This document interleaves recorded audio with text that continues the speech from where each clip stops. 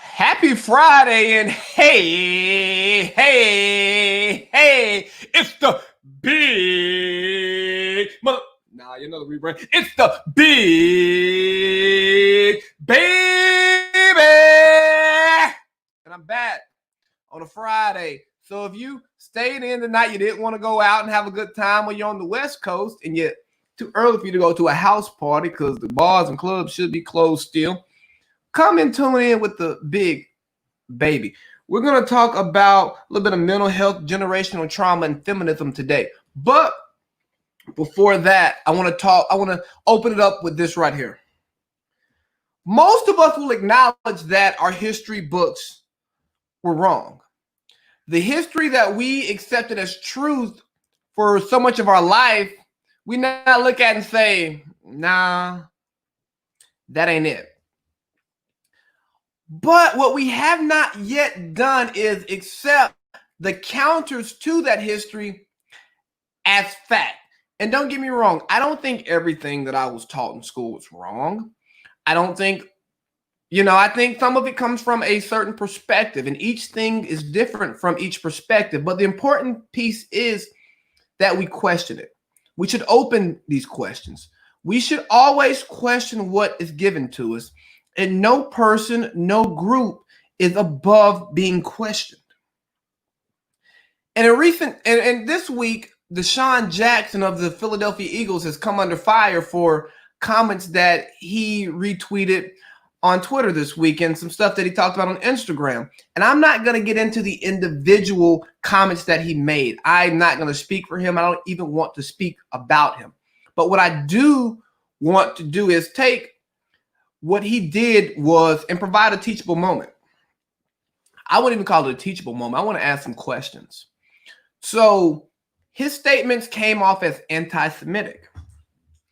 And I asked the question, can you question the Jewish population? I asked the question, who can you question? Because I read the comments, and from my Black perspective, I didn't think that they were hate-filled. I won't say that they weren't hate-filled because I don't know what's in his heart or what was in the heart of the people who wrote those comments. But from my perspective, it looked as if he was trying to make a point that, hey, people understand the power within the Black community, but the Black community itself does not recognize that power and has not unionized and properly created avenues for that. So I asked myself, what is it that makes that particular community unquestionable? Because anytime I see any type of questions or criticism towards them, it is seen as hate and anti-Semitism. And again, from my perspective, I don't think it's that. I think it's people seeing things from their perspective and providing commentary. Now, understand, when you provide commentary, just like I'm providing commentary, you open yourself up to be called a bigot, anti-Semite, or any other word that somebody might have. And for me, like, look, I have love in my heart for all types of people, but I'm not going to sit here and lie and say that the Black agenda is not the most important agenda for me, because it is. That's the agenda that I am invested in. So if somebody is in the way of creating a more level playing field for my people, then I have no issue criticizing what they're doing. But if I go about it the wrong way, I have no issue with you criticizing me, because we're not perfect. People aren't perfect. And when we take these steps and we try to step out here and make things happen, we're going to have missteps. And criticism is very important in finding the common ground that we need. I talked about Drew Brees being cut from the Saints, not because I don't think Drew Brees deserves to be in the NFL, but because I felt that that would make a perfect statement against racism. But I understand why the Saints kept him, and it became a teachable moment. Just like I think this thing is a teachable moment. But here's the moment that I want to focus in on. It appears to me, as Black people, we still get the short end of the stick when it comes to bigots. It seems like it is more acceptable to be anti-Black than to be an anti-Semite here in America. And I ask why. Why is it okay to hate one group for 400 years of oppression, right? We've been oppressed for 400 years, and you hate us, and it's okay to hate us for so long. Then you take another group who they went through something very tragic, absolutely tragic. The Holocaust was one of the worst things that's happened in humanity, but if you look at it, it hurt one, maybe two generations. And I'm not here to say what was worse, slavery or the Holocaust. I'm not going to do that here. But what I am here to talk about is, why is it that we can't criticize this group of people after that tragic event? If we're not going to criticize any group of people for anything that they may do right or wrong after a tragic event, then there is no more criticism left to give in the world. And I just want to level the playing field for my people. I want it to be unacceptable to hate Black people or to spew anti-Black rhetoric, just like it is wrong to spew anti-Jew rhetoric or anti-white rhetoric or anti-gay rhetoric, anti-trans rhetoric. Whatever your cause may be, is often seen as wrong to spew rhetoric against these people. And up until a month ago, with the passing of George Floyd, and even still, you have people who can get away with it, and it appears that there are no consequences. So here's what I'm asking. I'm asking that we treat hate the same way. We treat bigotry the same way, okay? And if not, then I ask myself, is it really the group that you're here to defend, or are you still here trying to oppress Black people? Again, these are questions. If you have answers for me, please provide them, because I don't know. I truly don't know, and I'm trying to get answers. But enough of that. Let's get to my special guest. Okay, so as y'all have seen, I've been bringing guests on lately. Hey, this is episode 96. We far away from the big hundo. But I have a special guest here, a young lady I met, I think like 2015. Got to know each other fairly well and have been able to develop a relationship based on conversations that we've had about life and society. And we're going to talk about she and her husband's clothing brand, mental health, generational trauma, and feminism. So let me welcome my special guest, Miss Natasha DeLeon. Welcome to the podcast. How are you doing today? Good. How are you? Thank you for having me. I'm alive. Thank you for coming. So just to start off, we're going to talk about AFNF. Please, you're rocking your AFNF hoodie. I got my shirt on. Let me stand up and let them see. Stop killing Black people. You know what I mean? So it's a brand I saw, I love, and I was like, ooh, let me support this, because for one, I know the people who are doing it, but more importantly, I support the message that the brand is. So let's talk about it a little bit. Tell me about the brand. What does AFNF stand for? All right. So my husband's cousin, so my cousin-in-law, he just one day, many years ago, came up with the phrase, all family, no friends. And so like in the DeLeon family, which is my in-laws, that's kind of like a thing. Everybody has AFNF tattoos. And so my husband and I were talking about it one day, and we were like, what does this really mean to us? And so it basically means like, if we care about somebody, that person is family. That person is now blood to us. It doesn't, they are not going to be treated separately from our family. And so we kind of expanded it. It's now like with the Black Lives Matter movement, we created this brand so that we could not only make money on our regular clothes, but when we have things like the Black Lives Matter t-shirts, next year, because we didn't start it early enough, we're going to have Pride stuff. We're going to do something for Veterans Day. All of that money, plus some of our own, goes to foundations to support those projects. So like I donated a bunch of my own money, my husband donated a bunch of his money, and then 100% of our profits from that stuff goes to support those movements.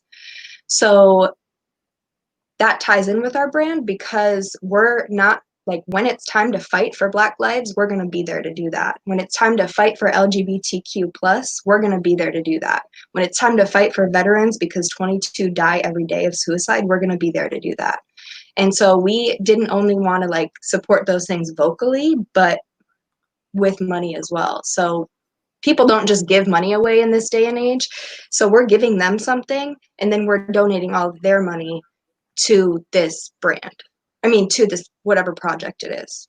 I think that's absolutely beautiful. And I like the all friends, no family piece because there is a line in the sand between friends and family. Like, if you don't see your closest friend as a family, are they truly your closest friend? Because we tend to hold family closer, like the whole term, excuse me, blood is thicker than water. Mm-hmm. And I like it because I'm an only child. So I don't have siblings, obviously. So for me, I look at my friends as my family. Like I look at my cousins as my siblings. So anybody who I share love with, you're not just my friend, you're my brother, you're my sister. Like you're here for me. You know what I mean? Mm-hmm. So a brand that reflects those same values, I'm like, oh yeah, that's dope. I got to go shop with them. And not to mention they're out here taking their profits and giving their profits to a notable cause. Because I'm going to go ahead and tell you, with the profits that I make over here with Big Baby the Goat, don't get me wrong, those profits are used to help others, to give me the financial ability to help people out. But I look at and you know what? Like this isn't from the BLM line, so I make profit on this. But everything that's for something, that profit goes to that organization. Like we donated to Campaign Zero to end police brutality because it's a problem. And we're about to have another T-shirt of ours that we already put out. Mm-hmm. It's going to go to a dear friend of mine. Her name is Nikki. Her daughter has cerebral palsy. She had twin girls, and one of them had a stroke in utero, and so she has cerebral palsy and a rare genetic condition. And so she bought a shirt for her daughter, and it's on our website already. It's one of our original products, but I'm going to put that shirt specifically, and it's going to go, all the profits for that are going to go to an organization that helps support families with children that have that genetic disorder. So that's what it's about. Those people are my family. I've known them since the little girls were in diapers. And I mean, they're teenagers now. So it's that's what it means to me. That's beautiful. It's absolutely beautiful. And shit. So let's just hop into our first topic. I had something spinning, but I didn't write it down. And what happens when you don't write things down, you forget what the hell you want to talk about. So we're going to talk about mental health because this episode is a part of a mental health series that I'm doing to take a special look at mental health, because so often we focus on our physical health, but we don't focus on our mental health. So why are you interested in mental health? Well, so, oh gosh, you're taking me back. This is going to go into the generational trauma stuff a little bit too, but listen, I didn't grow up in a great place when I was really little. And so I kind of struggled with stuff my whole life. In high school, I was suicidal. I didn't want to be alive anymore. A teacher pulled me out of that darkness, and that is, to this day, I thank her. I don't even think she knows that she did, but she did nonetheless. And so I've always wanted to help people who've been through trauma as a child to overcome that adversity in mental health. And then also, like, I'm super focused on working with women and women who are victims of domestic violence or sexual assault or rape, any of that type of stuff, or even the women in Africa that I work with. I teach them self-defense and that kind of stuff. So mental health is important to me because I struggled. And so I think because somebody gave it to me, I'm going to give back to that community of people. It's absolutely beautiful. I've ignored my mental health for years, and I'm finally getting to a place to where I'm comfortable, like talking about it, confiding in people. I still haven't, got to the let me go to therapy point, but I'm getting I heard that on your last episode in this series with Marquita. Yeah, shout out to Marquita, man. She's actually had like a great impact on me working on my mental health. So we talk about mental health, and I think it's a conversation that almost grows old at times because we talk about it so much now. It's like the hot thing to talk about. But what exactly is mental health to you? So, by definition, mental health is the absence of mental illness. Okay, just like physical health is the absence of physical illness. But really, what does that mean? Because when you say that, okay, what's a mental illness? Well, it's like the feeling of positivity and well-being psychologically and emotionally. So it means that you take care of yourself not just by, making sure you're not obese or that you're eating healthy things or whatever, that you're staying clean. It's making sure that you are managing stress, and if you have anxious thoughts, you're taking care of that stuff. So to have full mental health, you don't just like one day say, okay, my mental health is great, I don't have to do this anymore. No, like it's something that needs to be worked on all the time, because mental illness can pop up whenever, like if you get rid of it once, it doesn't mean it's not going to come back. That's real. You talked about obesity with the mental health piece, and I think that oftentimes gets thrown into physical health. And there's even a group of people who say, "Hey, you're fat shaming, you're doing this and that." But speak to how it's important to not be obese, not because we're judging you for your body and how it looks, but because of the impacts that obesity has on your physical health and how that can affect your mental health. Yeah, so I think, well, first of all, binge eating and overeating are mental health disorders. So if you're binge eating because you're anxious and so that's why you're gaining weight, then that needs to be taken care of as a mental health issue, not as an obesity and physical health problem. But aside from that, I think, you know, other than just like the underlying causes of obesity, because people can have thyroid problems or it can be genetic or whatever, when people don't feel good about their bodies, it's going to cause some layer of mental health. And so if people are obese and they're happy in that way, and they're, even though they're not physically healthy, they can still have positive mental health. It doesn't mean that they're physically healthy and that they're going to live to be 200 years old, but like, you don't have to be unhealthy and living with a mental illness even if you are obese. That makes sense. There is obese people that are happy and don't have mental health problems. Fair enough. So when you're working on ways to improve your mental health, right? For me, I know it works for me. It's for one, getting out of isolation most of the time. It's being around people who I love, people who I like, people who make me feel warm inside. Like I have a nice support system around me. I have a couple of group texts, the locker room, the pod crew. Like these are group texts that I'm in every day, the Morehouse Bros. Like those things keep me mentally healthy because as someone who's not around my support system physically often, it's like how do I stay motivated? I use those interactions with those people to keep me there. I use this podcast, man. I get on here and vent. Like this is like my journal. This is like my diary. A lot of the things that I talk about on here, I don't talk about them just for other people. I talk about them because sometimes I got some stuff I need to get off. And I want to vent. And I don't know the right outlet to vent to, but guess what? I can go on here and cry and somebody might feel me. And if I can help somebody while I'm just venting, like why should I keep this secret to the people who I normally just confide in? What are some things that you think that people can do to increase their mental health? Yeah, so as a therapist, it's actually really hard for me to take my own like advice and work, which is crazy to think. Like I was in therapy when I was a therapist, and so I'm like, that's crazy to me. I thought I was like a failure at being a therapist. So what I work on with my clients a lot of the time is not putting pressure on taking care of your mental health, first of all, because I think people believe that they have to, like, okay, I need to take care of my mental health. I need to work out every single day. I need to practice breathing techniques. I need to do yoga. And while all those things are great, if you put so much pressure on it, it's not going to help. I did hot yoga one time and I about passed out in that motherfucker.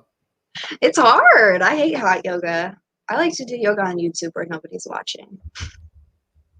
But aside from that, like, don't put pressure on it. Try different things that you like. If you need to talk to a therapist, sleep, eat well, drink water. Like, all of those things are self-care. I think self-care is like a fad word right now because everybody's like, oh, I need to go get my nails done and buy a car because I need to do self-care. And that's not like cool. You could do that, but that's not sustainable. You need to take care of like your physical well-being to help your mental well-being. That's like the simplest way to put it. Listen, I take antidepressants. That's what helps my mental health. So you can do that too. There's so many things. And you talk about self-care and how it's become a fad word, and it really is, because there are so many things, so many different ways you can actually take care of yourself. Like go hang out with your friends. You know what I mean? Go have date night with your significant other.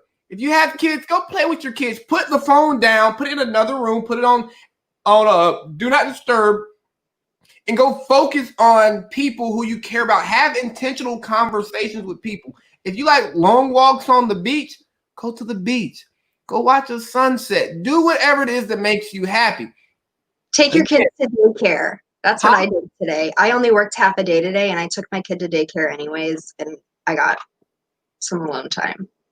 That's beautiful. I went on a car ride last Sunday, and I realized, dang, this is like the first 5 hours I've had away from work, podcasting, media company building, merch selling, everything that goes on in my life. I was just in the car, listening to music, listening to podcasts that I like, but I was not focused on anything specific to me that I work on, because I overwork a lot. It's a problem that I have, you know what I mean? And I was like, wow, I feel great not to have focused on anything all day. I can't remember the last time I'd done that. So when you talk about taking these me days and taking care of yourself, there's not a formula for it. It's what works for you. Like, back when I could go out and about, I might hit a bar because that's my self-care. I can be around some people. I can have 2 beers in my hand and I can shake a leg, you know what I mean? Return a big baby 2 beers. But, I rebranded. We don't do 2 beers no more. We just do 1 at a time. Yeah, okay. I bet. I'm just kidding. Hey, I got 2 Trulies in front of me. I opened one before I finished the other one. Hey, there's no judgment here. I have a red cup with water in it. Yeah, that's what it is. But yeah, I agree. I think self-care is, or taking care of your mental health is what works for you. But if you can't figure it out, there's people that can help. And it shouldn't feel like it's shameful, but it does, because that's the society we live in. And the therapists I know are working to change that. So you're a therapist. How long have you been a therapist? So I'm not currently working as a therapist. Okay. Because I just graduated with my master's in social work. Okay. And so I worked as a therapist for 1 year while I was in school. And then when I moved back to the States, I will do that again. So I only practiced therapy for 1 year. Got it. I just said that so you could give people your credentials low key without me saying, hey, tell people what your degree is in, just so that they know that you're just not some person on here blabbing about mental health, but you're somebody who's gone to school, you've been formally educated on it. Because don't get me wrong, you can get great therapy outside of the formal realms, but it's important to have people who've dedicated themselves to studying this to, help out. And I work a lot with people who've been through trauma. And most of my work is not in therapy though. So what's your work in? Is most of your work in trauma? Yeah. So I've worked with a lot of kids. I've worked in foster care. I've worked with parents who've lost their kids to foster care. I've worked with gang members. Yeah. Women who've been sexually assaulted. So we're gonna get into that, but like, you're talking about trauma, and I sent you the blueprint over earlier. I usually don't do that for everybody. It's usually, hey, I'm gonna give you some topics and we're gonna go with it. But you work in trauma. Are your personal traumas a reason that you're now working in the field? Yeah, I mean, for sure. So when I was a kid, and I'm not going to go too deep into it, I'm an open book. Like, I'll tell my story to anybody, if it will, because I feel like it helps people to hear other people's stories. But when I was younger, one of my mom's boyfriends was really abusive, and I mean, this ended almost 20 years ago, and it still is like affecting me. And I had to go to therapy for PTSD, and I did a ton of stuff with the trauma. But before that even happened, before I went to therapy, I knew that I wanted to be a social worker. And I knew that because no social workers helped me. Like, a social worker straight up was like, "You're lying. This isn't true." And I'm standing in a police station with a bloody lip. And so I'm like, okay.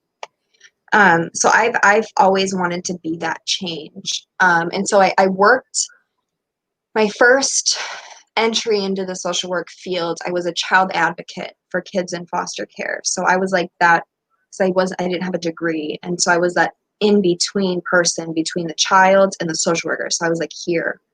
Because social workers have 30 cases. They see, and 30 cases doesn't mean 30 kids. It means 30 families.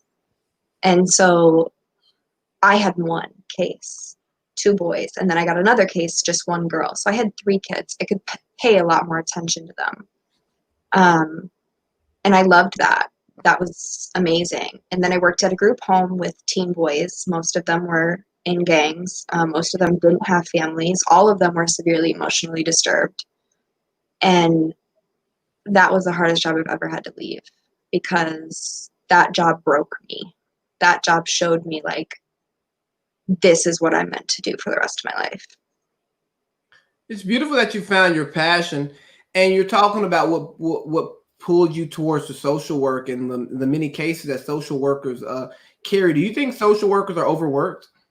Oh, absolutely. Social workers, like, I made more money as a sergeant in the Marine Corps than I made as a master level social worker. Do you have any ideas of how we could improve that system? You know, we've been talking about defunding the police, and I like to call it reallocating those funds. Do you think Mhm. that those funds could be something that could be moved towards social work, whether it's hiring more social workers or increasing the salaries for the ones who are there to make the heavy workload easier? Yeah, for sure. And so there's a lot of money for social workers that work with people who are in jail or who are recently released from jail. And so I think that we could add more funding to those people, but reallocate them also and put them into, like, preventing harm and harm reduction. And I think that a lot of money could go into that, to not only hire more people, but to pay them what they're worth, you know? And I think that social workers need to be in police departments. Social workers need to be going out and doing harm reduction in poor neighborhoods. And harm reduction is basically like a type of prevention, because a lot of social work is reactive. Kids get called into foster care, and so a social worker reacts by going to that family. So we could change that and make it prevention by putting social workers into those communities. Not like they're not going to go knock on your door and be like, "Hey, you live in a poor community, do you need help?"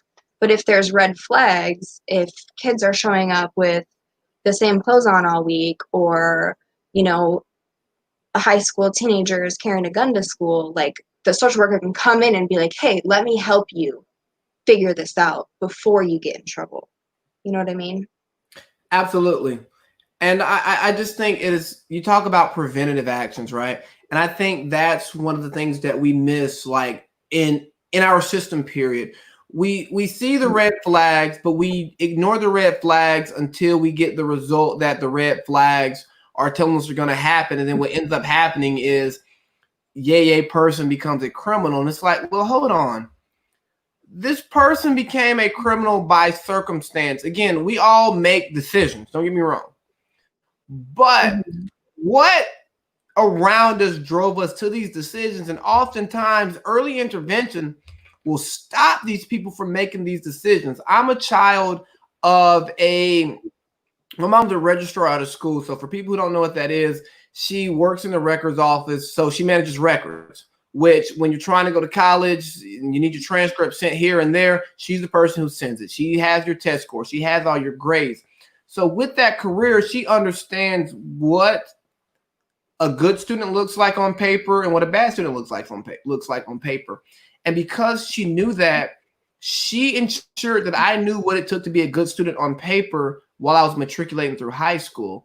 And that preventative measure right there helped me get to where I am now. And I'm pretty happy with the person who I've become, the experiences that I've had, the college that I attended, so on and so forth. Not to brag about it, but again, it was, hey, before you mess this up, you should do this, and you won't mess it up. Mm-hmm. And so often in our system, we don't do that. And then when people mess it up, we go, oh man, you should have done this right here. You know why? Because criminals make the country money. Oh, you said that, huh? Yeah, that's why. Criminals don't make the country money. The criminals. Hold on. Let me finish now. Criminals, because they are. If they didn't arrest people, then they wouldn't make money. That's why they have quotas, because they make money for arresting people. So they're not going to put preventative measures in place, just like they're not going to put preventative measures in hospitals because cancer makes them money. Oh, you trying to get busy? You're trying to get busy right now. You really want to go? You want to go into how our medical system it doesn't treat stuff. It just helps you live with it. Right. Exactly. But okay, let me back up. I should have prefaced with this. So they're not going to pay for prevention. They're going to pay for reaction because reaction makes more money than prevention does. Does that make sense? Yeah, because prevention doesn't make money. It spends money. Reaction makes money. Exactly. So they're not. I want you hooked on Vicodin so that you can pay the pharmaceutical company, and then once you no longer need Vicodin, you're going to still look for Vicodin on the street or heroin, and then boom, boom, boom, I can put you in jail, and I can have you make these license plates for $2 an hour. Exactly. So I'm not saying criminals make money, but the government makes money when they take somebody out of prison and then they go and rearrest them when they get out and rearrest them for this because they're not teaching them anything. They're putting them in a cell and leaving them there. That's not going to change their behavior. Hold on. So you mean to tell me that if somebody commits a crime and you lock them up, right? You put them on what we call adult punishment, they're not going to learn from their actions while they're there? Like if you put an addict in jail for however many weeks, years, months, whatever the case may be, you don't think they learn from that situation how to be a better person? Maybe a little bit, but it's not going to last forever because they're not learning the skills how to cope with that. They're not learning. That's just like why talking to somebody and understanding the cause of problems is going to help in the long run. And then it's going to add to generational trauma because trauma becomes generational when it happens across a family. So if a mom is using heroin and she goes to jail and she's like, oh man, that really sucks, so I'm not going to use heroin anymore. Okay, well then she's going back out into the community, and where's she going to go? She's going to go back to where she came from because that's the only place she has to go. So now who is she with? All of her junkie friends. And so now what is she going to do? Oh shit, heroin. She's pregnant, but she doesn't have any money, so she can't take care of her baby, but she does have her junkie friends to give her heroin. And then her baby's going to be born into that community. Do you see what I'm saying? That's where generational trauma comes from. That's why jail doesn't work. So you don't think people can just pick themselves up by the bootstraps no matter how they're born into this work? No. Let me explain that a little bit. So let's talk about women or men or whoever. I'm going to say women because a lot of women are in this demographic, but women on welfare. Okay, so think of this scenario. If there's a woman on welfare, okay, and she starts to make too much money to be on welfare, now she has exactly enough money to pay her bills. Exactly. But now she doesn't qualify for Section 8 housing, right? So now she has to move out, but she can't afford to live because since she's not getting welfare anymore, she makes exactly enough money to pay for Section 8 housing, but she doesn't qualify. So what is she supposed to do now? Does that make sense? She has nowhere to go because the system takes away the benefits before she was able to save up enough to get it. So what bootstraps is she supposed to be pulling up? Oh, I totally agree with you because I look at it from a more white collar point of view, right? You take a smart kid whose family may not have money, and you get accepted to a great school. Oh, I can't afford to go to the school, but I'm not exceptional enough to get the scholarships necessary to pay for to get a full ride. So what do? I take out student loans. You take out a little bit, you take out a lot, but let's just say you come out of school with $75,000 worth of student loans. Oof. You're starting your life $75,000 in the hole. So even though you may get a good job that pays you well, guess what the hell you're spending your money on? What you should be saving, right? Mm-hmm. Instead of saving, well, you could be saving $300 to $500 a month, which adds up over, I don't know, 10 years. You spend that on student loans, and 10 years later, you're still paying those damn student loans. It's similar, but it's all the same thing. I'm not going to say it's a Well, when we're talking about paying student loans and buying food for your children, it's a little different. Absolutely, but it is the point of it is that it is a system that is rigged for the haves and not the have-nots. It is set up to keep people in their places, and then people will point to the anomalies. They will point to the outliers and say, "Well, he did it, so you can do it." Well, that's not how it works. Maybe he one day got an extra $100 from somebody, and that was enough to secure a better housing for his family. That's the last $100 he needed, and the other person didn't. So there's little things that fit into all those pieces. You know what I mean? Maybe LeBron James was born to be 6'8" and it's just one of the most athletically gifted people in the world. So, yes. Sorry, I ain't LeBron. Exactly. There's different things for everybody. So I hate that pull yourself up by the bootstrap mentality. It just doesn't even make any sense. So something I do want to get back to, and it's kind of in the trauma piece. You talked about the PTSD that you went through, and in the comments I see, and you talked about being a sergeant in the Marine Corps, and somebody talks about you being a veteran here. PTSD is so often equated to people in the military because of what they experienced during war. But PTSD is post-traumatic stress syndrome. So talk to me about, Stress disorder. Sorry, disorder. Forgive me. That's what you're here for. But we talk about PTSD so often in our community, and we only want to say one group of people deserves to have PTSD. We really often do that. So talk to me about PTSD and how it actually manifests itself in your average everyday person, as opposed to the 1% of the people in America who joined the military. All right, I'm just going to use myself as an example because that's easiest for me. If you're comfortable doing it, that's what I'm here for. Yep, I am. Okay, so when I was a kid, my mom's boyfriend was very abusive, not only to me, but to my mom. And so one way that my PTSD manifested, and this is what brought me to therapy, because my husband, who was my boyfriend at the time, was like, listen, you need help. Like, I can't do this. I'm not qualified to do this for you. You need to get help. So when I was a kid, my mom's ex-boyfriend beat her a lot, all the time. And so I heard that. I was in the next room, and that was always just a part of my life. And so that's something called continuous trauma. As a child, I had continuous trauma. And so I was 22 years old, and I moved into an apartment in San Diego. I was on the first floor. And so my upstairs neighbor, one night, was beating his girlfriend, and I was sleeping. It's 2:00 in the morning. So I woke up, and I was full sweat, like my bed had a puddle on it, and I was bawling, and I was screaming, Mom. I was like screaming, Mommy. And I thought that my mom was getting beat upstairs. but it was my neighbor, right? So my PTSD then, I slept in my car. I paid $1,600 a month for an apartment, and I was sleeping in my car. And my apartment was cheap in San Diego. Yeah, mine wasn't.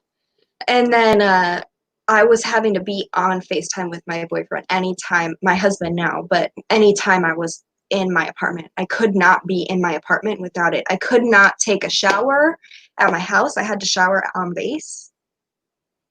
I couldn't close any of my doors. I had to sleep with the lights on. And this was because of like that isolated incident of my neighbor brought all of that back. Some other pieces of PTSD for me, loud trucks. If I hear a loud truck, my heart immediately starts racing because it sounds like his truck. Obsessive about that person. I literally would look him up on Facebook 3 times a day because I had to know what he was doing. I haven't seen this man in almost 20 years. And so at that time, I was 22. And so those types of things, like I was having nightmares. I was envisioning him being there. I wouldn't be able to sit on this couch right now because this wall is like slanted. So I'm not up against the wall on this couch. And I would have been too scared to sit like this. All of those kinds of things. That's what my PTSD was. And that came from childhood and continuous trauma. You know, I'm so happy that you shared the story with me. And obviously, you know, we've had conversations before this. And I set up these topics because, you know, we've had conversations about some of the stuff you've gone through and how it pushed you to where you are. And I was like, man, if you are comfortable of sharing these for the masses, for a group of people who may not even know who you are, I love it, you know, because they're important stories to tell because it makes things real to people, but it also lets people know that they're suffering from things that they don't realize that they're suffering from. Like, and on the podcast with Marquita last week, we kind of talked about how you could have a bad parent, but not know that your parent is bad. And that sets you up to be a bad parent and raise bad kids who become bad parents because you just don't know. So anytime I can have a conversation with somebody who wants to shed light on their situation, and it's crazy that you talked about how you have those different triggers because it reminded me of some triggers that I had that takes me back to my childhood where it's like, oh, right. I haven't felt this way since I was 11, but I feel it again. Right. And I credit you for being comfortable talking about it because I talk about a lot of stuff on here, but there are a lot of things that I'm still not comfortable getting there to talk about. So thank you so much. But we're going to pivot into feminism because the goal is to keep the show under an hour, which isn't going to happen, but we're going to do our best. So we talk about feminism, and let me just set this up for feminism. For those who don't know which way we're going, because I'm a black guy talking to a white girl about feminism, and for the black women who are like, I don't want to hear that shit. We don't want to hear about no damn feminism. I totally understand. Because the feminist movement has been anti-black woman for pretty much ever. If you look at the way white women voted in the last presidential election, again, that tells you kind of where the feminist movement lies, and it only supports one group of women. So talk to me about, like, because we had a feminist conversation a couple weeks ago, and you even told me you don't identify as a feminist not because you don't want equality for women, but because of the way the feminist movement is actually perceived. So what brought you to that point? So let me stop that really quick. I do see myself as a feminist, but I do not see myself as like an old age feminist, if that makes sense. No, yes. I was saying the same thing when you use better words. Yeah. So, okay. So feminism is a white woman's game. Okay. Feminism is like, excuse my language. I didn't want to cuss on this podcast, but I need to. Oh, cuss. Feminists aren't walking around saying fuck black women, but majority of them might as well, because they're not focusing on stuff that affects black women or women of color in general. So feminism it's centered on the emotional well-being of white women. Okay, it's not focused on the problems that affect women of color, especially Black women. And so there's intersectionality in everything. So feminism for white women, sure, like give me equal pay, make people be accountable for their actions, don't hold the door open for me. I don't know even why that's in there, but whatever. I am an independent, strong woman. Great. But Black women are dying. Black women are going to jail more than white women are. Indigenous women are murdered. They're missing. Nobody's caring. The feminist movement hasn't spoken up about those things. The feminist movement isn't fighting for those things.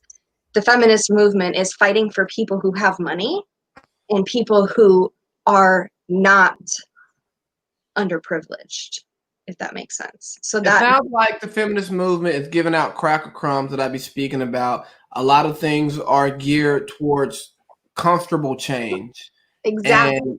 and not actual change, because if you're actually going to make some change, you're going to piss some people off. And again, from my male perspective, it doesn't appear that way.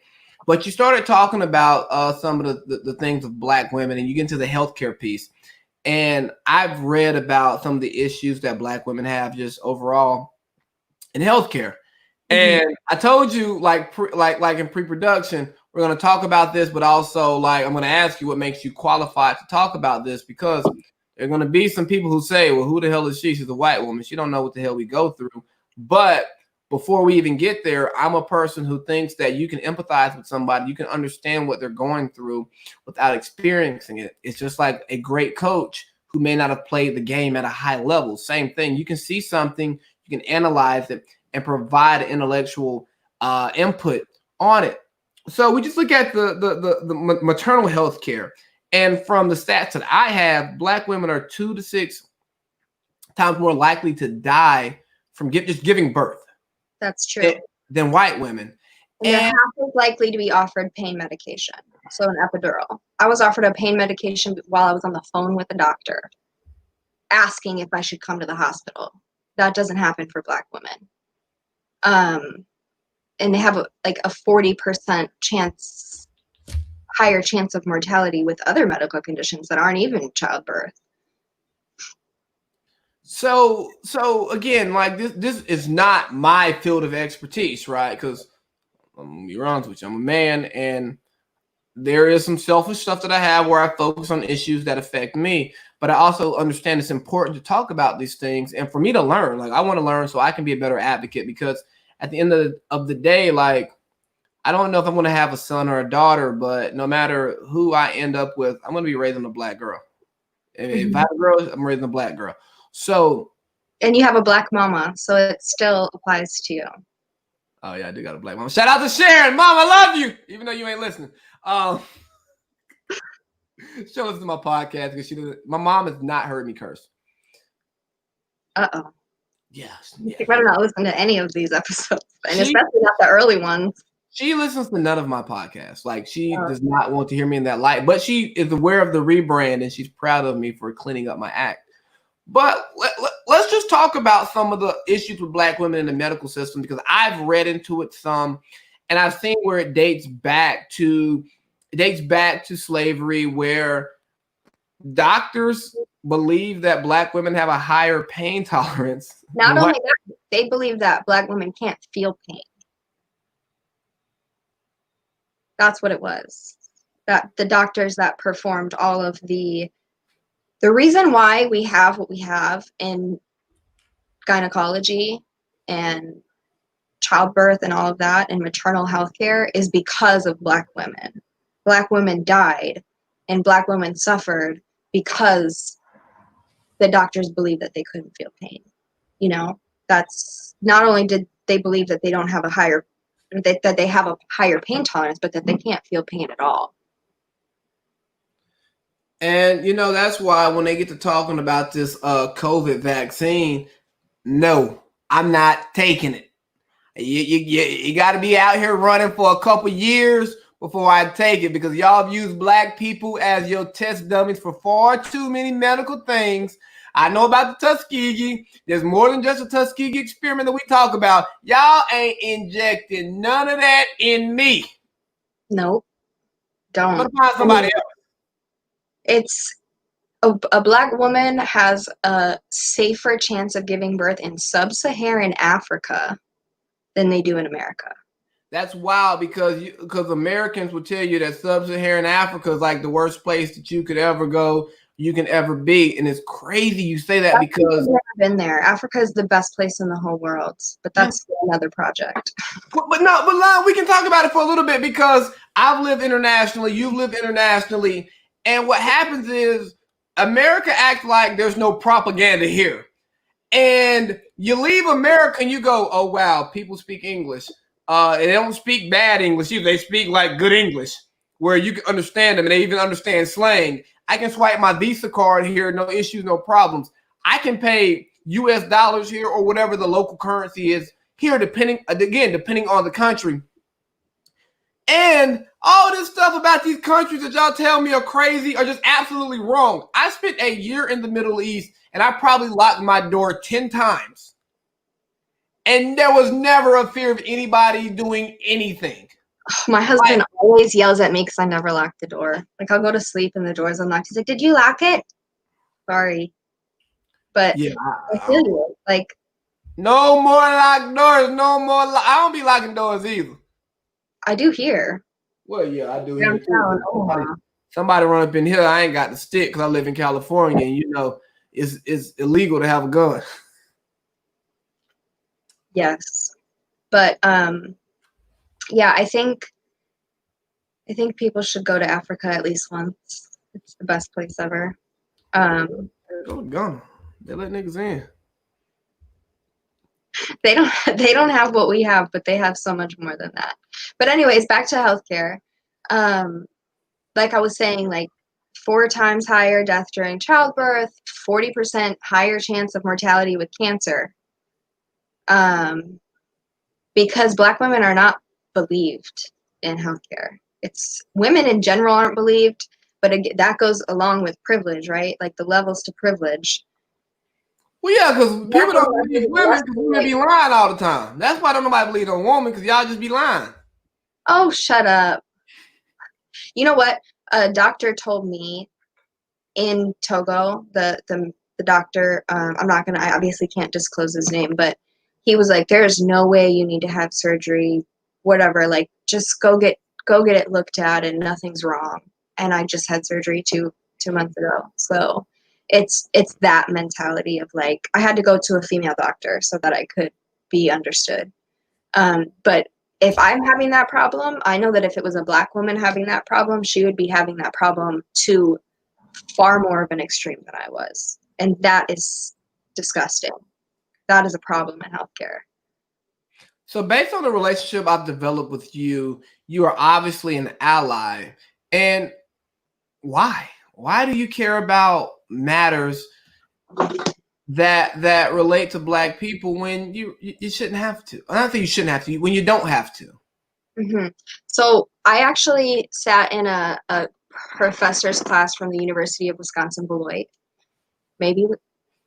It's Beloit, something with Beloit, University of Beloit, whatever.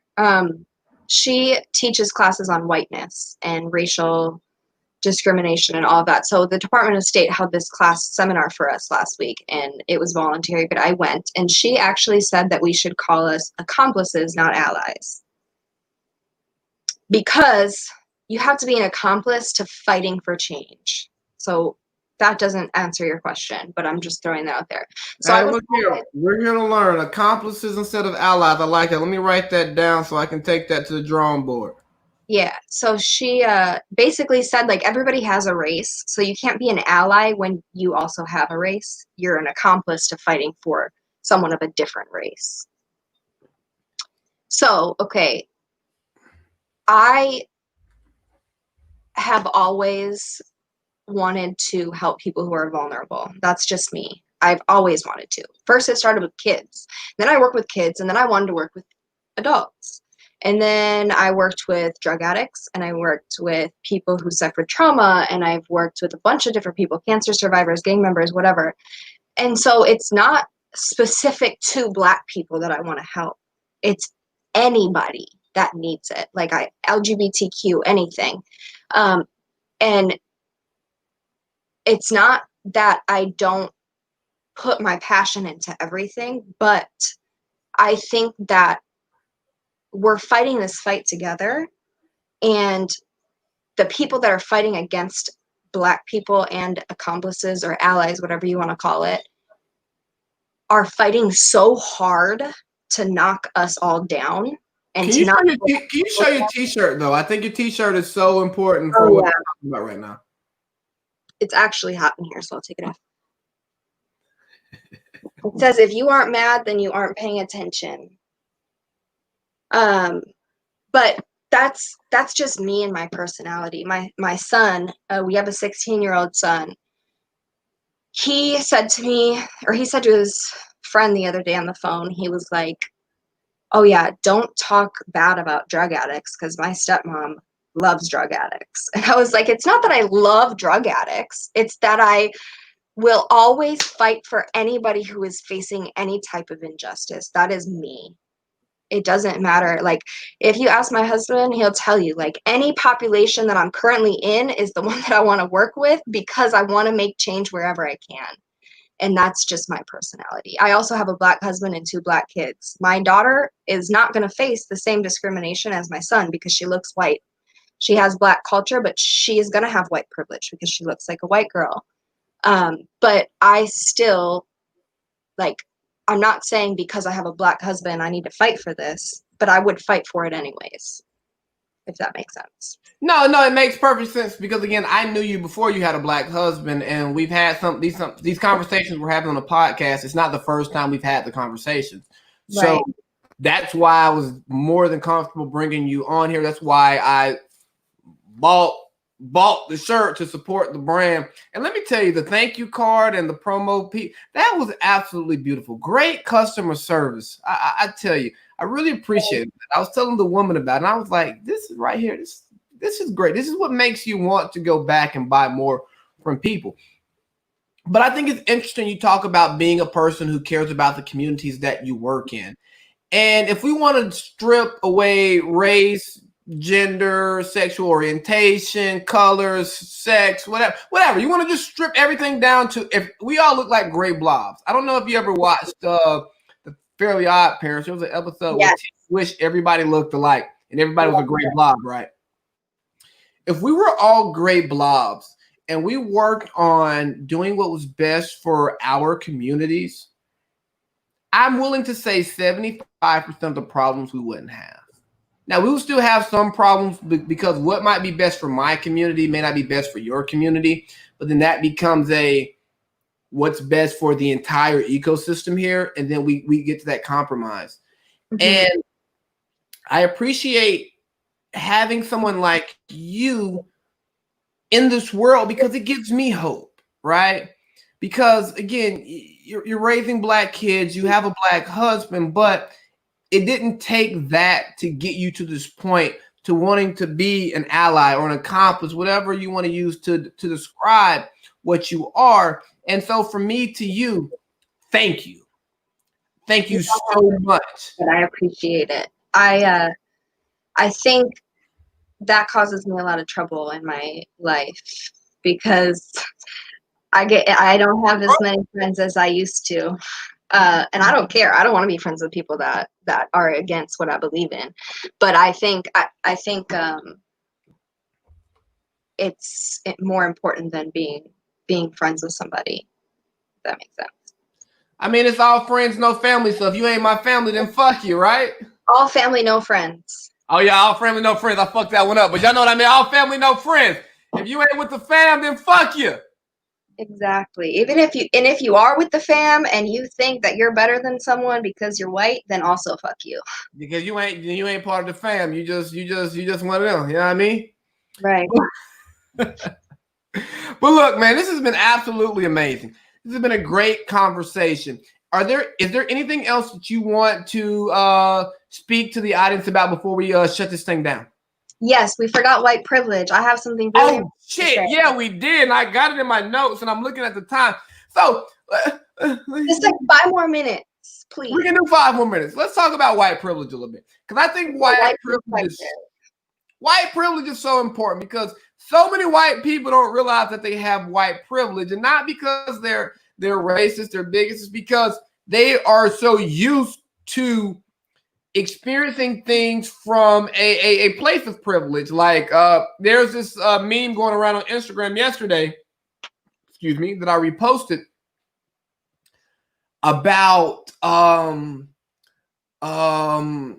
Bezos, where it pretty much said that, hey, his parents were able to invest this many hundreds of thousands of dollars of their retirement into his company.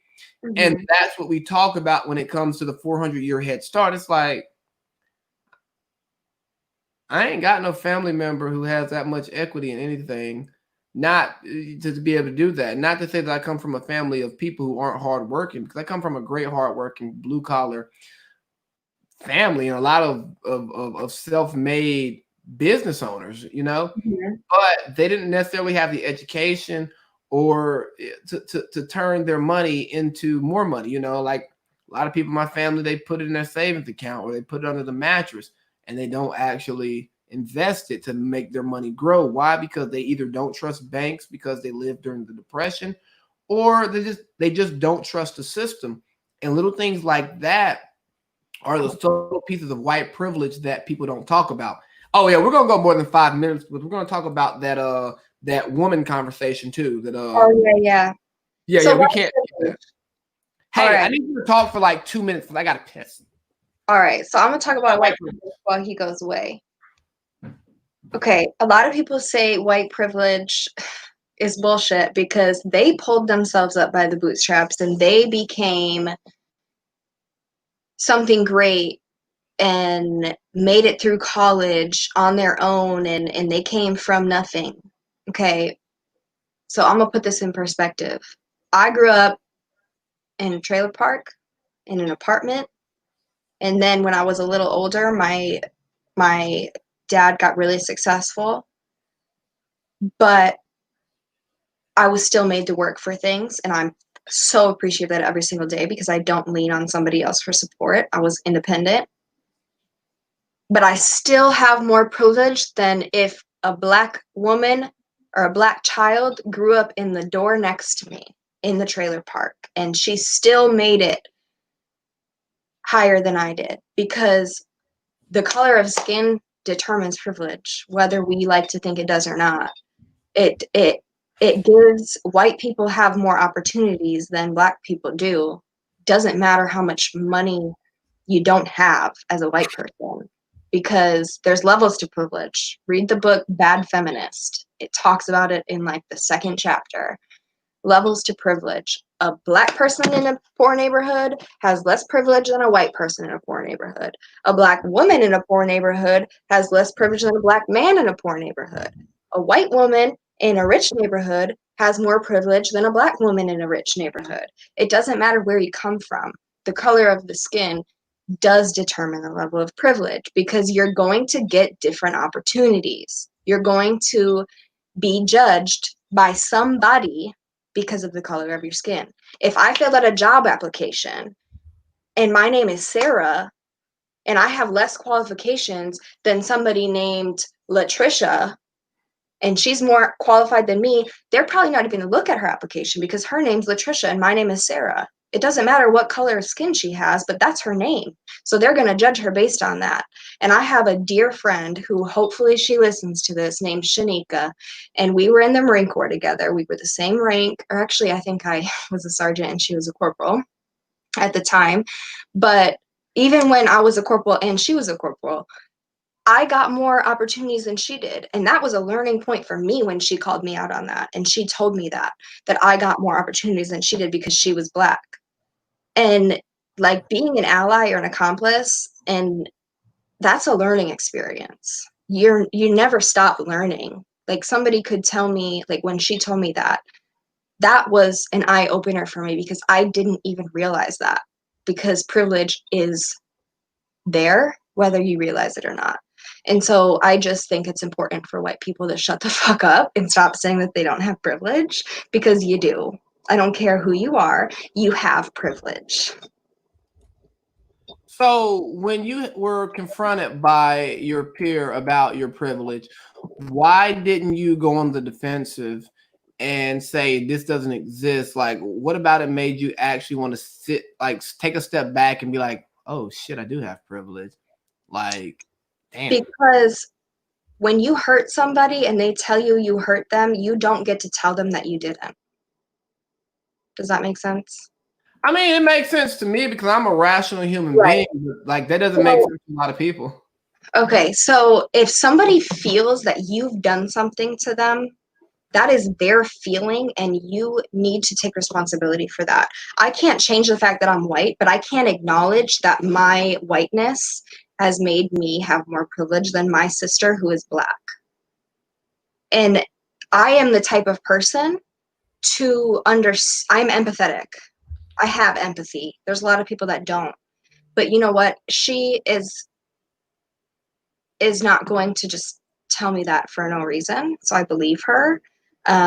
It's kind of like the next topic we're going to talk about. When a woman says she's raped, she needs to be believed. When a Black person says that you are getting opportunities ahead of them because you're white, then you need to believe them, because it's probably true. So that's beautiful. You set me up for the next topic, right? And thank you so much for that commentary, because again, as an accomplice, as an ally, it's important to have these conversations, because not only is that you've met us here to help, but you tell us how you got to that point, right? Because the how is important, because that may help someone else get to that point, or also be more optimistic for people who they're around who haven't got to that point. Because a lot of times we cancel people for their beliefs, but we don't want to have a conversation or a confrontation. And it takes those conversations and confrontations to get to that point of understanding. Mm-hmm. So you shared a meme, I think it was on Facebook yesterday. I don't even like to call it a meme, because for me, memes are funny. This wasn't funny. This was a post that was serious. It was a picture of a protester at a women's march. And by the way, all the women in that picture were white. And that's another problem, but that we can talk about later. Anyways. Well, optically, that plays well. Not what I like, but what people like. So let me read it verbatim. Why does every woman know another woman that was raped, but no man knows a rapist? So I don't like the word no man knows a rapist, but let's go with most men don't know a rapist, right? So I'm going to let you speak first as the woman, because me as a man, I come from a place of power in this conversation, and I don't want to spew misogynistic vibes right now, even though this has been labeled as a misogynistic podcast at times back before the rebrand. Then I rebranded. Now I'm woke. Third eye open. All right. So what it means to me is, if we know all of these women that have been raped and we don't know any rapists, why don't we believe women when they are raped? Because, and this is not my thoughts. This is not my thoughts. Because the men didn't feel like they raped them. Yes. That's why we need to break consent down. If my 16-year-old boy understood consent when he was 14, a grown man should be able to understand it. Consent. Before you go into what consent is, though, I will say that at his age and the generation that he lives in, consent has been more spelled out. It has been more respected, because there has been a society. He's 16. I'm 28. There is a lot of gray area of consent that I witnessed growing up. It was considered consent back then. It wasn't consent, but it was considered consent back then, and now it's no longer socially acceptable. It was wrong then. I'm not saying that it was right, but social norms allowed that to happen. We talked about some of that stuff in pre-production, how there were things when we were growing up that were acceptable, but they were still wrong. So I think for him, the context, the time frame that he's growing up in makes it a lot easier for him to understand consent because of the Me Too movement, because of women speaking out, and because of powerful men being ousted for being terrible towards women. But back to you said something that sparked something I was going to say when I was talking about feminism. So the Me Too movement also like circumvents Black women too. Oh yeah, that's some white woman shit. Yeah, that's some white woman shit for sure. And that's aside the point. But I think you're absolutely right. I think consent and all of that is unfortunately another fad word because people feel that the men are under attack here. So they really need to educate their kids. Okay, I educated my kid because if my kid goes to court for being a rapist, I'm not going to be on his side. I'm just going to say that right now. But don't say that. Don't say if he goes to court. Say that if he actually raped someone. Right. That's what I mean. I know what you meant. I know what you meant. We got to make sure we get it right for the record. Right. You're right. That's exactly what I meant. If my child actually raped somebody, and I didn't birth my 16-year-old, I'm only 26. I didn't have a baby when I was 10. But if I had another boy, I would feel the same way about that. If my girl raped somebody, I would feel the same way. So I think a lot of people are taking the word consent and that methodology or whatever you want to call it, and they're teaching their kids about it for the wrong reason. They're teaching their kids about it because they're like, oh no, I don't want you to get accused of rape. It should actually be like, oh no, I don't want you to rape somebody. So I think that's a huge thing too. But I think if the percentage of women who falsely report is under 1%, it's like 0.2, then why do we have such a hard time believing women? If so many women are known as victims or survivors, then why are we still questioning the next woman? You know what I mean? That's what that meme means to me. The same reason why white Anglo-Saxon Protestant men, WASPs, can create a narrative that they are now becoming victims, that they are now no longer allowed to be themselves. Like, because the powerful people are the ones who are under attack, and they unfortunately get to control the narrative most of the time. And that's why. But let me go in a little rapist rant real quick. All right, I haven't ran it this whole pot. Let me tell you, one of the sickest, nastiest, disgusting human beings that exists is a rapist. Okay, I'm a man. Jeffrey Epstein, but go on. I'm a man. I love to have sex, right? Sex is great. Sex is fun. But let me tell you what makes sex really amazing. When there are two people who have a connection together and it goes beyond the physical. Like there's some mental, there's some emotional that goes into that sexual experience, right? So when you are having that sex, don't get me wrong, you can have some bomb-ass sex with somebody who you're not even emotionally connected with. But the best sex is when everything aligns. So for you nasty, sick people who want to have sex with somebody who's fighting it, or they're passed out drunk, they're a corpse, you are disgusting. You are taking away the strength of what sex is, because sex is a beautiful thing.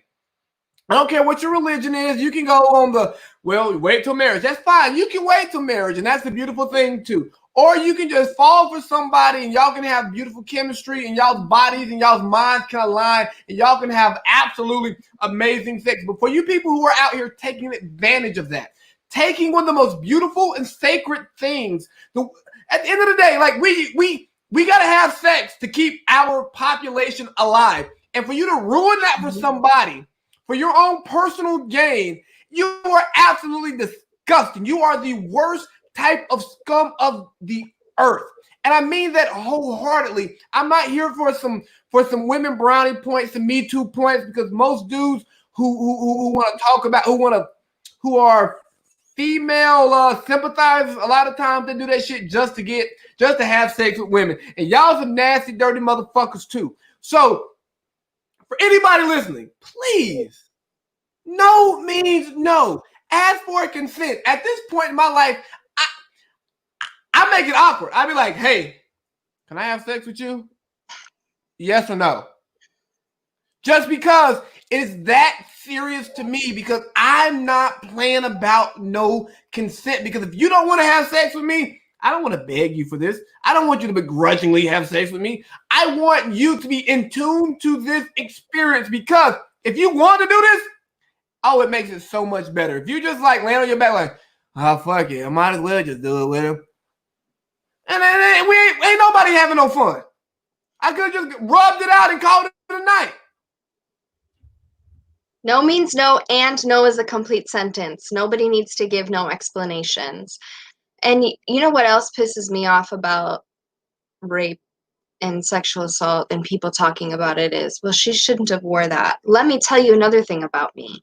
The first time I was sexually assaulted, I was 5 years old wearing a fucking Tweety Bird swimsuit. So don't tell me that people shouldn't be wearing short skirts and tight tank tops and their boobs out, because girls get raped wearing camis. Girls get raped wearing fucking infant onesies. Girls get raped wearing running clothes. It doesn't matter what people wear. It doesn't matter what they look like. It doesn't matter if they've had sex with 300 women or no, 300 men or no men. What causes rape is a rapist. You hear some wild shit? An outfit ain't never stopped me from lusting. You could be like living in the Middle East. You can see a woman totally, all you see is her eyes and nose. You be like, oh, she better. Let me tell you what I do to her. And I can see somebody walking around butt naked like, ew, that's gross. If you don't put that shit away, nobody want to see that. So I'm taking a more comedic and a more descriptive point from where you're going, but it's like the outfit don't matter. If the outfit was the problem, then women in the Middle East wouldn't get raped. I don't even want to talk about that culture because they can't even talk. Right.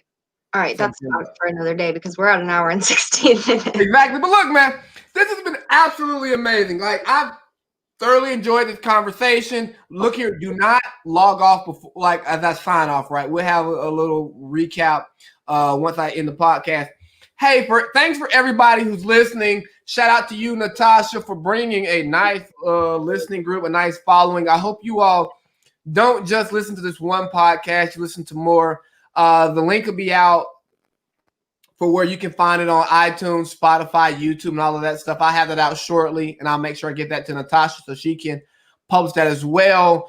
Shout out to All Family, No Friends. Don't let me fuck it up this time.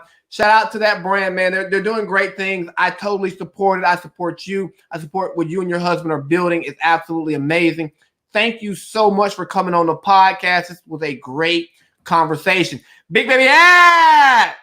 Thanks for having me.